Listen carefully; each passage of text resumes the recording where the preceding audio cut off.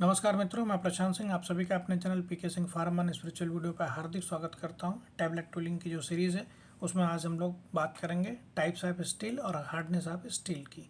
ठीक है, पार्ट 7 है जिसमें कि हम लोग बात करेंगे types of steel and hardness of tooling की।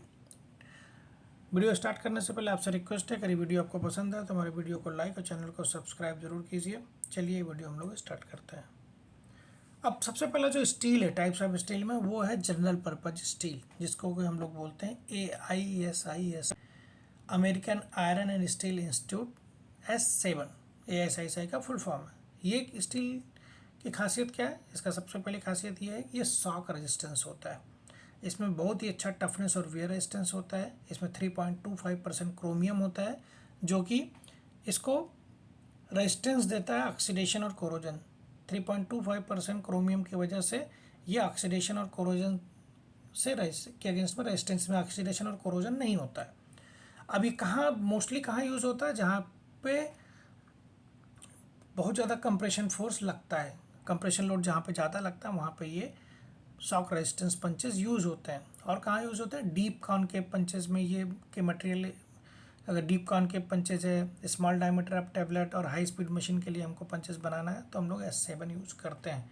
शॉक रेजिस्टेंस और हाई स्पीड मशीन्स के लिए अगर पंचेस हैं तो उसमें जो स्टील यूज़ होगा वो AISIS या 7 यूज़ होगा। ठीक है, अब ये इसमें और खासियत क्या है कि इसमें नेग्लिजिबल कार्बन स्केलिंग बहुत कम होती है। ठीक है, distortion distortion during a vacuum heat treatment thereby resulting in clean punch which provide the excellent embossing in bisection.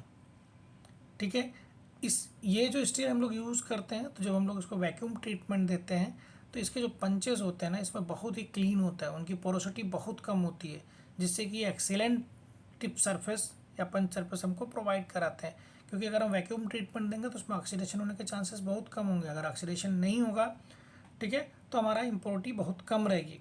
तो ये जो पंचेस हैं ये बहुत ही क्लीन होते हैं, इसमें इम्प्योरिटी बहुत कम होती है। इसीलिए ये जो स्टील हम लोग यूज़ करते हैं तो इसका जो एम्बोसिंग और बाइसेक्शन होता है बड़ा अच्छा होता है।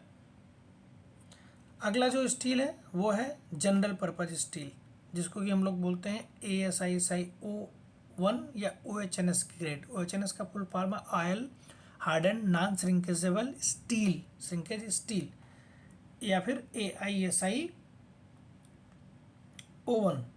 ठीक है, American iron and steel institute. अब ये क्या है? ये जनरल पर्पज जो है हमारा ये पंच है, और उसका कॉस्ट जो होता है स्टील का थोड़ा कम होता है। ठीक है, इसमें 0.5% क्रोमियम होता है, और इसमें जो है पुअर कोरोजन रेजिस्टेंस होता है, और पंच की लाइफ जो होती है वो कम होती है। ठीक है, टफनेस अच्छा होता है, बट कोरोजन और रेजिस्टेंस बहुत कम होता है। अब इसमें क्या होता है? कार्बन स्केलिंग डिपॉजिट हो जाती है आफ्टर हीट ट्रीटमेंट जब हम देते हैं तो उसके बाद क्या होता है? कार्बन स्केलिंग डिपॉजिट हो जाती है।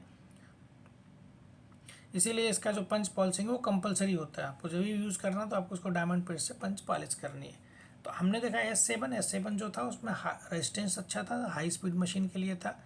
ठीक है, बट उसमें कोरोजन रेजिस्टेंस था, ऑक्सीडेशन रेजिस्टेंस था, बट इसमें ऐसा नहीं है। ये लो ग्रेड का स्टील है और ये थोड़ा उससे सस्ता होता है। अब अगला जो है स्टील है वियर रेजिस्टेंस स्टील। ठीक है, AISI D2 and AISI D3, American iron and steel institute D2 and American iron and steel institute D3। ठीक है, अब ये किस केस में यूज़ हो जाता है वियर रेजिस्टेंस वाले AISI D2 and AISI D3? ऐसे फार्मूलेशन जो कि नेचर में एब्रेसिव नेचर वाले जो भी प्रोडक्ट होंगे उन केस में हम लोग AISI D2 और D3 के पंचेज यूज करते हैं। D2 और D3 में क्या होता है कि हाई SC हाई और SC CR, high chromium high carbon. ठीक है, इसको हम लोग बोलते हैं high carbon and high chromium भी स्टील भी बोलते हैं। अगर D2 और D3 के कंपैरिजन में देखा जाए तो D3 जो होता है उसमें हाईएस्ट वेयर रेजिस्टेंस होता है और टफनेस जो होती है इसकी कम होती है। इसीलिए हमारा जो D3 है ना, ये बेसिकली स्पेशली जो है ये डाई के लिए यूज़ किया जाता है। अगर मैं SISI D2 और SISI D3 की बात करूँ तो D3 जो होता है, D2 जो पंचेज के लिए यूज़ होता है, D3 जो है वो डाई के लिए यूज़ होता है, क्योंकि इसमें जो वेयर रेजिस्टेंस होता है बहुत ज़्यादा होता है। और इसमें जो D3 होता है, इसमें कार्बन और क्रोमियम, कार्बन का जो कंसंट्रेशन है, ठीक है, और जो क्रोमियम का कंसंट्रेशन है वो D2 से ज़्यादा होता है। अब D2 क्या होता है? अब D2 में क्या होता है, इसका जो एब्रेशन रेजिस्टेंस होता है ना, D3 से थोड़ा सा कम होता है और टफनेस भी, ठीक है, लेकिन एब्रेशन रेजिस्टेंस से कम होता है, लेकिन इसका जो टफनेस होता है ये ज़्यादा होता है। इसीलिए इसको हम लोग पंचेस के लिए यूज़ करते हैं। D3 में क्या होता है, वेयर रेजिस्टेंस ज़्यादा होता है और टफनेस कम होता है, इसीलिए उसको हम लोग डाई के लिए यूज़ करते हैं।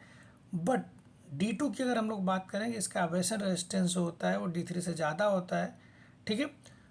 एब्रेशन रेजिस्टेंस जो होता है वो D2 से लो होता है, बट इसका टफनेस जो होता है वो ज़्यादा है, इसलिए इसको लोग पंच के लिए यूज़ करते हैं।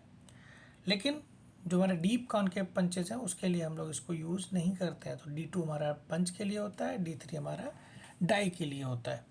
अगला जो स्टील है that is corrosion resistance SS440C। तो ये जो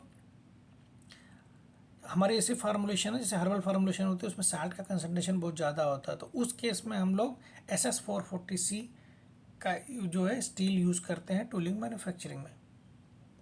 अब हम लोग बात करेंगे हार्डनेस ऑफ टूलिंग। तो टूलिंग के हार्डनेस है उसको हम कैसे मेजर करते हैं, तो उसके लिए हमारा एक रॉकवेल सी स्केल होता है, ठीक है। उसी से हम लोग क्या करते हैं, पंचेस हमारी टूलिंग्स होती हैं उनकी हम लोग हार्डनेस को मेजर करते हैं। अगर हम बात करें कि OHS, AISI, SION, oil harden non shrinkageable steel, या फिर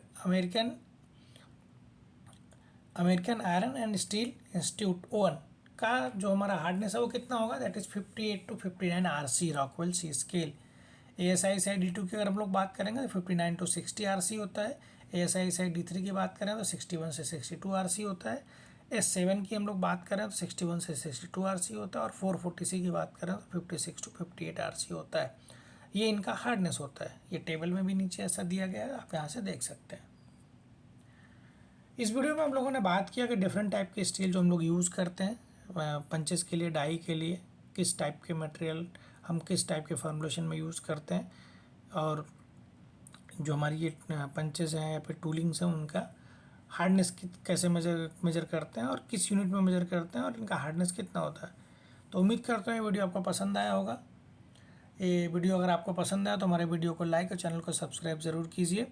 अगला जो पार्ट है, जो कि पार्ट 8 है, उसमें हम लोग बात करेंगे हीट ट्रीटमेंट, स्टील को हीट ट्रीटमेंट कैसे देते हैं।